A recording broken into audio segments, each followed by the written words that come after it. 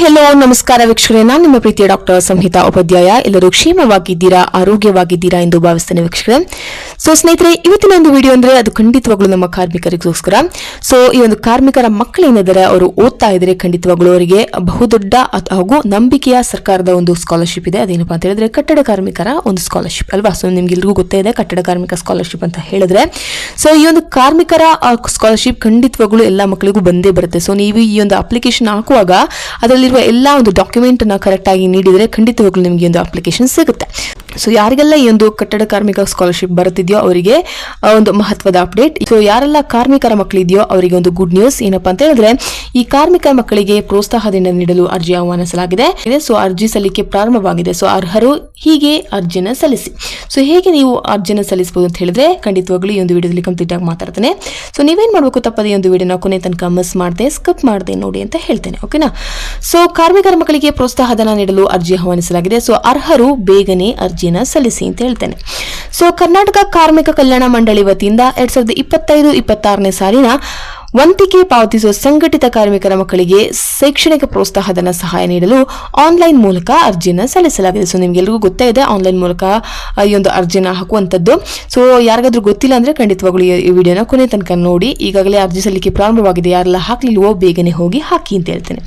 So ಪ್ರೌಢಶಾಲೆಯಿಂದ ಸ್ನಾತಕೋತ್ತರ ಅಂದ್ರೆ ಯಾರೆಲ್ಲ ಈ ಒಂದು ಪ್ರೌಢಶಾಲೆಯಿಂದ ಬರ್ತಿರೋ ಅಂದ್ರೆ 8ನೇ ಕ್ಲಾಸ್ ತರಗತಿಯಿಂದ MCom ಅಥವಾ ಮಾಸ್ಟರ್ಸ್ ಅಥವಾ MCA ಅಥವಾ ಏನಾದ್ರೊಂದು ಮಾಸ್ಟರ್ಸ್ ಮಾಡ್ತಿರೋ ಅಲ್ಲಿವರೆಗೂ ನಿಮ್ಗೆ ಈ ಒಂದು ಸ್ಕಾಲರ್ಶಿಪ್ ಸಿಗುತ್ತೆ. ಹಾಗೆ ವೈದ್ಯಕೀಯ ಇಂಜಿನಿಯರಿಂಗ್ ಕೋರ್ಸ್ಗಳಲ್ಲಿ ವ್ಯಾಸಂಗ ಮಾಡ್ತಿರೋ ವಿದ್ಯಾರ್ಥಿಗಳು ಹಿಂದಿನ ವರ್ಷದಲ್ಲಿ ಸಾಮಾನ್ಯ 50% ಹಾಗೂ ಪರಿಶಿಷ್ಟ ಜಾತಿ ಪರಿಶಿಷ್ಟ ಪಂಗಡದ ವಿದ್ಯಾರ್ಥಿಗಳು 45% ಅಂಕ ಪಡೆದು ತೇರ್ಗಡೆ ಆಗಿರಬೇಕು. ಅಂತಹ ವಿದ್ಯಾರ್ಥಿಗಳಿಗೆ ಇದೊಂದು ಸುಧಾವಕಾಶ. ಅಂತಹ ವಿದ್ಯಾರ್ಥಿಗಳು ಕರ್ನಾಟಕ ಕಾರ್ಮಿಕ ಕಲ್ಯಾಣ ಮಂಡಳಿಯ ಅಧಿಕೃತ ವೆಬ್ಸೈಟ್ https://apps.karnataka.government.in ಗೆ ಭೇಟಿ ನೀಡಿ. ಸೊ ಈ ಒಂದು ಡಿಸೆಂಬರ್ 31 ಒಳಗೆ ನೀವು ಇದನ್ನ ಸಲ್ಲಿಸಬೇಕಾಗುತ್ತೆ. ಯಾಕಪ್ಪ ಅಂತ ಹೇಳಿದ್ರೆ ಡಿಸೆಂಬರ್ 31 ಕೊನೆಯ ದಿನಾಂಕ, ಅರ್ಜಿನ ಸಲ್ಲಿಸಲಿರುವ ಕೊನೆಯ ದಿನಾಂಕ, ಓಕೆನಾ, ಎಂದು ಈ ಒಂದು ಮಂಡಳಿಯ ಕಲ್ಯಾಣ ಆಯುಕ್ತರು ಪ್ರಕಟಣೆಯಲ್ಲಿ ತಿಳಿಸಿದ್ದಾರೆ. ಸೊ ಅರ್ಜಿ ಸಲ್ಲಿಸುವ ಪ್ರಮುಖ ದಿನಾಂಕದ ಬಗ್ಗೆ ಫಸ್ಟ್ ಆಫ್ ಆಲ್ ಮಾತಾಡ್ತೇನೆ. ಸೊ ನಿಮ್ಗೆಲ್ಲರಿಗೂ ಗೊತ್ತೇ ಇರಬೇಕಾಗಿದ್ದು, ಸೊ ಅರ್ಜಿ ಸಲ್ಲಿಸಲು ಪ್ರಾರಂಭದ ದಿನಾಂಕ, ಅರ್ಜಿ ಸಲ್ಲಿಕೆ ಈಗಾಗಲೇ ಪ್ರಾರಂಭವಾಗಿದೆ. ಸೊ ಯಾರೆಲ್ಲ ಹಾಕ್ಲಿಲ್ಲವೋ ಕೂಡಲೇ ಹೋಗಿ ಹಾಕಿ ಅಂತ ಹೇಳ್ತೇನೆ. ಇನ್ನು ಅರ್ಜಿ ಸಲ್ಲಿಸಲಿರುವ ಕೊನೆಯ ದಿನಾಂಕ ಯಾವಾಗಪ್ಪ ಅಂತ ಹೇಳಿದ್ರೆ ಡಿಸೆಂಬರ್ 31, 2025, ಓಕೆನಾ. ಸೊ ಡಿಸೆಂಬರ್ 31, 2025 ನೀವು ಈ ಒಂದು ಅರ್ಜಿನ ಸಲ್ಲಿಸಬೇಕಾಗುತ್ತೆ. ಇನ್ನು ಅರ್ಜಿ ಸಲ್ಲಿಸಲಿರಬೇಕಾದ ಸಾಮಾನ್ಯ ಅರ್ಹತೆಗಳೇನು? ಸೊ ನಿಮ್ಗೆ ಈ ಒಂದು ಅರ್ಜಿನ ಸಲ್ಲಿಸಬೇಕು ಅಂತ ಹೇಳಿದ್ರೆ ಸಾಮಾನ್ಯ ಅರ್ಹತೆ ಏನು ಅಂತ ಹೇಳಿದ್ರೆ, ಫಸ್ಟ್ ಆಫ್ ಆಲ್ ಪ್ರೌಢಶಾಲೆಯಿಂದ ಸ್ನಾತಕೋತ್ತರ ಪದವಿಯವರೆಗೆ ಹಾಗೂ ವೈದ್ಯಕೀಯ ಇಂಜಿನಿಯರಿಂಗ್ ನಲ್ಲಿ ವ್ಯಾಸಂಗ ಮಾಡುತ್ತಿರುವ ವಿದ್ಯಾರ್ಥಿಗಳು ಅರ್ಜಿ ಸಲ್ಲಿಸಬಹುದು. ಸೆಕೆಂಡ್ ಒನ್ ಇಸ್ ಕಾರ್ಮಿಕರ ಮಾಸಿಕ ವೇತನ 35,000 ರು ಮೀರಿರಬಾರ್ದು, ಓಕೆನಾ. ಸೊ ಈ ಒಂದು ನೆನಪಿರ್ಲಿ, ಕಾರ್ಮಿಕರ ಮಾಸಿಕ ಅಂದ್ರೆ ಆನ್ಯುವಲಿ ಅಲ್ಲ, ಮಾಸಿಕ ಅಂದ್ರೆ ಮಂತ್ಲಿ. ಸೊ ಮಾಸಿಕ ಈ ಒಂದು ತಿಂಗಳ ವೇತನ, ಈ ಒಂದು ವೇಜ್ ಏನಿದೆ, ಮಂತ್ಲಿ ವೇಜ್ ಏನಿದೆ, ಇದು 35,000ಕ್ಕಿಂತ ಮೀರಿರಬಾರ್ದು, ಓಕೆನಾ. ಸೊ ಒಂದು ಕುಟುಂಬದಲ್ಲಿ 2 ವಿದ್ಯಾರ್ಥಿಗಳಿಗೆ ಮಾತ್ರ ಈ ಒಂದು ಪ್ರೋತ್ಸಾಹಧನ ಸೌಲಭ್ಯವನ್ನು ನೀಡಲಾಗುತ್ತೆ ಅಂತ ಹೇಳ್ತಿದ್ದಾರೆ. ಸೊ ಸಪೋಸ್ ಈಗ ನಿಮ್ಮ ಮನೇಲಿ 3 ಜನ ಹೆಣ್ಮಕ್ಳಿದ್ದಾರೆ ಅಥವಾ 3 ಜನ ಮಕ್ಕಳಿದ್ದಾರೆ ಅಂತ ಹೇಳಿದ್ರು ಕೂಡ ನಿಮಗೆ ಈ ಒಂದು ಅರ್ಜಿ ಸಲ್ಲಿಸಲು ಇರುವ ಅವಕಾಶ ಬರೀ 2 ಮಕ್ಕಳಿಗೆ ಮಾತ್ರ, ಓಕೆನಾ.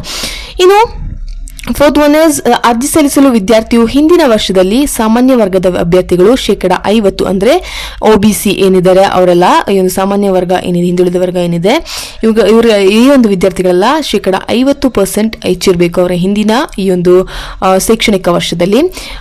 ಇನ್ನು ಪರಿಶಿಷ್ಟ ಜಾತಿ ಪರಿಶಿಷ್ಟ ಪಂಗಡ ವಿದ್ಯಾರ್ಥಿಗಳು 45% ಅಂಕ ಪಡೆದಿರಬೇಕು, ಓಕೆನಾ. ಅಂತ ವಿದ್ಯಾರ್ಥಿಗಳಿಗೆ ಈಗ ಹಿಂದಿನ ವರ್ಷ ನೀವು ಇಷ್ಟು ತಗೊಂಡಿದ್ರೆ, ಇಷ್ಟು ಪರ್ಸೆಂಟೇಜ್ ಗೇನ್ ಮಾಡಿದಿರ ಅಂತ ಹೇಳಿದ್ರೆ ಈ ವರ್ಷ ನಿಮಗೆ ಅದ್ರ ಬಗ್ಗೆ ಆ ಒಂದು ಡಾಕ್ಯುಮೆಂಟ್ಸ್ ನ ತಗೊಂಡು ನಿಮಗೆ ಈ ಒಂದು ಅರ್ಜಿನ ಸಲ್ಲಿಸಬಹುದು. ಇನ್ನು ಒಂದು ಕುಟುಂಬದಲ್ಲಿ 2 ವಿದ್ಯಾರ್ಥಿಗಳಿಗೆ ಮಾತ್ರ ಪ್ರೋತ್ಸಾಹಧನ ಅನ್ನೋದು ನೆನಪಿರಬೇಕು. ಒಂದೇ ಕುಟುಂಬದಲ್ಲಿ 3 ಜನ ಮಕ್ಕಳಿಗೆಲ್ಲ ಹಾಕುವಾಗೆ ಇಲ್ಲ. ಸೊ ಅದನ್ನ ಹಾಗೆ ಅರ್ಜಿ ನೀವು ಹಾಕಿದ್ರೆ ಅದನ್ನ ತಗೊಳ್ಳೋದಿಲ್ಲ, ಓಕೆನಾ, ರಿಜೆಕ್ಟ್ ಮಾಡ್ತಾರೆ ಅಂತಹ ಒಂದು ಅಪ್ಲಿಕೇಶನ್ ಅನ್ನು.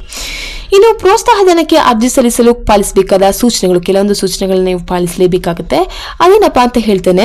ಸೊ ವಿದ್ಯಾರ್ಥಿಗಳ ತಂದೆ ತಾಯಿ ಹಾಗೂ ಅರ್ಜಿ ಸಲ್ಲಿಸುತ್ತಿರುವ ವಿದ್ಯಾರ್ಥಿ 3 ಜನರ ಆಧಾರ್ ಕಾರ್ಡ್, ಪಾಸ್ಬುಕ್ ಜೆರಾಕ್ಸ್ ಪ್ರತಿ ಲಗತ್ತಿಸುವಾಗ ಅಕೌಂಟ್ ನಂಬರ್ ಮತ್ತು IFSC ಕೋಡ್, ಪದವಿ, ಸ್ನಾತಕೋತ್ತರ ಮತ್ತು ಇಂಜಿನಿಯರಿಂಗ್ ಅಂಡ್ ಮೆಡಿಕಲ್ ವಿದ್ಯಾರ್ಥಿಗಳ ಅಂಕಪಟ್ಟಿ ವಿವರ ಹಾಗೂ SSLC ಮತ್ತು PUC ಅಂಕಪಟ್ಟಿಯಲ್ಲಿನ ವಿವರಗಳು ಸ್ಪಷ್ಟವಾಗಿ ಇರಬೇಕು. ಜೊತೆಗೆ ಹಿಂದಿನ 2 ಸೆಮಿಸ್ಟರ್ಗಳ ಅಂಕಪಟ್ಟಿಯನ್ನು ಕಡ್ಡಾಯವಾಗಿ ಅಪ್ಲೋಡ್ ಮಾಡಬೇಕು. ತಪ್ಪಿದ್ದಲ್ಲಿ ಅಂತಹ ಅರ್ಜಿಗಳನ್ನು ತಿರಸ್ಕರಿಸಲಾಗುವುದು ಅಂತ ಹೇಳ್ತಾ ಇದ್ದಾರೆ. ಓಕೆನಾ, ಸೊ ಗಮನದಲ್ಲಿ ಇಟ್ಕೊಳ್ಳಿ.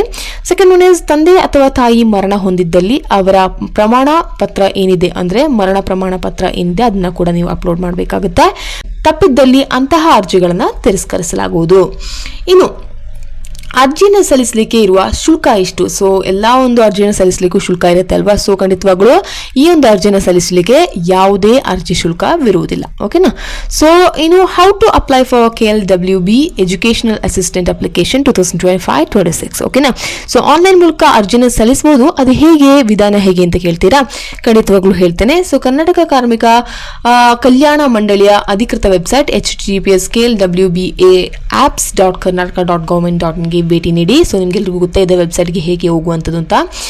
ಇನ್ನು ಅಧಿಸೂಚನೆಗಳು ವಿಭಾಗದಲ್ಲಿ ಅಲ್ಲಿ ಅಧಿಸೂಚನೆಗಳು ವಿಭಾಗ ಇರುತ್ತೆ. ಅಲ್ಲಿ ಶೈಕ್ಷಣಿಕ ಸಹಾಯಕ್ಕಾಗಿ ಕ್ಲಿಕ್ ಮಾಡಿ ಆ ಒಂದು ಲಿಂಕ್ ಮೇಲೆ ಟ್ಯಾಪ್ ಮಾಡಿದಾಗ ನಿಮಗೆ ನಿಮ್ಮ ಒಂದು ಇಮೇಲ್ ID ಹಾಗೂ ಪಾಸ್ವರ್ಡ್ನ ಕ್ರಿಯೇಟ್ ಮಾಡಬೇಕಾಗುತ್ತೆ. ನೀವು ಮೊದಲೇ ಕ್ರಿಯೇಟ್ ಮಾಡಿದರೆ, ಸಪೋಸ್ ನೀವು ನಿಮ್ಮ ಒಂದು ಡೇಟ್ ಆಫ್ ಬರ್ತ್ ಏನಾದರೂ ಕೊಟ್ಟಿದ್ರೆ ಅದನ್ನೇ ಹಾಕೋಬಹುದು. ಬಟ್ ಹೊಸದಾಗಿ ಕ್ರಿಯೇಟ್ ಮಾಡ್ತಿದ್ರೆ ಹೊಸದಾಗಿ ಕ್ರಿಯೇಟ್ ಮಾಡ್ಕೊಳ್ಳಿ. ಬಟ್ ಈ ವರ್ಷ ಕ್ರಿಯೇಟ್ ಮಾಡಿದ್ದೀರಾ ಅಂತ ಹೇಳಿದ್ರೆ, ಈಗ ಸಪೋಸ್ ನೀವೊಂದು ಡಿಗ್ರಿಯಲ್ಲಿದ್ದೀರಾ ಅಥವಾ PUC ಇದ್ದೀರಾ ಅಂತ ಹೇಳಿದ್ರೆ ನಿಮ್ಮ ಒಂದು ನೆಕ್ಸ್ಟ್ ಶೈಕ್ಷಣಿಕ ವರ್ಷಕ್ಕೆ ಇದೇ ಒಂದು ಪಾಸ್ವರ್ಡ್ನ ನೀವು ನೆನಪಿಟ್ಕೊಡ್ಬೇಕಾಗುತ್ತೆ.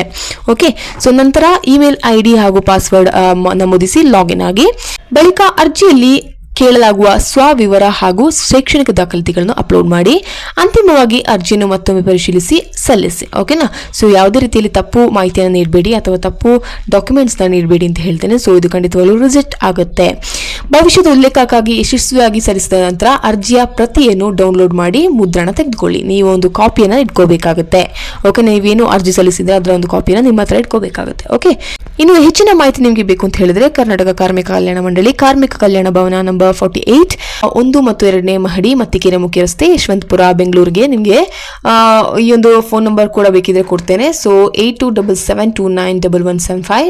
ಐ ರಿಪೀಟ್ 8277291175ಗೆ ಮೊಬೈಲ್ ಸಂಖ್ಯೆ ಇದು. ಇದಕ್ಕೆ ಕಾಲ್ ಮಾಡಿ ಕೂಡ ನಿಮಗೆ ಕೇಳ್ಕೋಬಹುದು ಅಂತ ಹೇಳ್ತೇನೆ. ಓಕೆನಾ. ಸಂಪರ್ಕಿಸಿ ನಿಮಗೆ ಕೇಳ್ಕೋಬಹುದು. ಸೊ ಈ ಒಂದು ಅರ್ಜಿನ ತಪ್ಪದೇ ಹಾಕಿ ಅಂತ ಹೇಳ್ತೇನೆ. ಬಿಕಾಸ್ ಈ ಒಂದು ಅರ್ಜಿ ಹಾಕಿದ ಎಲ್ಲ ವಿದ್ಯಾರ್ಥಿಗಳಿಗೆ ಈ ಒಂದು ಹಣ ಮಂಜೂರಾಗುತ್ತೆ. ಇದು ಪಕ್ಕ ಸರ್ಕಾರದ ಒಂದು ಒಳ್ಳೆಯ ಒಂದು ಈ ಒಂದು ಉದ್ದೇಶ ಅಂತ ನಾನು ಹೇಳ್ತೇನೆ. ಸೊ ಇದರಿಂದ ಎಲ್ಲ ತುಂಬಾ ವಿದ್ಯಾರ್ಥಿಗಳಿಗೆ ಹೆಲ್ಪ್ ಆಗ್ತಾ ಇದೆ. ಹಾಗೆ ನೀವು ಕೂಡ ಹಾಕಿಲ್ಲ ಅಂತ ಹೇಳಿದ್ರೆ ಖಂಡಿತವಾಗ್ಲೂ ಹಾಕಿ ಆ ಒಂದು ಸೌಲಭ್ಯಗಳೇನಿದೆ ಅದನ್ನ ಕೂಡ ಪಡ್ಕೊಳ್ಳಿ. ಇನ್ನು ಇಷ್ಟೇ ಅಲ್ಲ, ಆ ಒಂದು ಬಡವರ ಮಕ್ಕಳಿಗೆ ಮದುವೆ ಒಂದು ಖರ್ಚು ವೆಚ್ಚಗಳು ಕೂಡ ಹಣ ಲಭ್ಯವಾಗುತ್ತೆ. ಸೊ ಹಾಗಾಗಿ ನೀವು ಈ ಒಂದು ಅರ್ಜಿನ ಹಾಕ್ತಾನೆ ಇರಿ, ಹಾಗೆ ಇದರ ಒಂದು ಮೆಂಬರ್ ಆಗಿರಿ ಅಂತ ಹೇಳ್ತೇನೆ. ಓಕೆನಾ. ಸೊ ಇದ್ರ ಬಗ್ಗೆ ನಿಮಗೆ ಡೌಟ್ ಇದ್ರೆ ಅದ್ರ ಬಗ್ಗೆ ನನ್ನ ಕಮೆಂಟ್ ಸೆಕ್ಷನ್ ಅಲ್ಲಿ ಕಮೆಂಟ್ ಮಾಡಿ ತಿಳಿಸಬಹುದು ಅಂತ ಹೇಳ್ತಾ ಇವತ್ತಿನ ಒಂದು ವಿಡಿಯೋನ ಸ್ಟಾಪ್ ಮಾಡ್ತೇನೆ. Until then see you. It's me doctor Samhita Upadhyaya. ಧನ್ಯವಾದಗಳು. Thank you.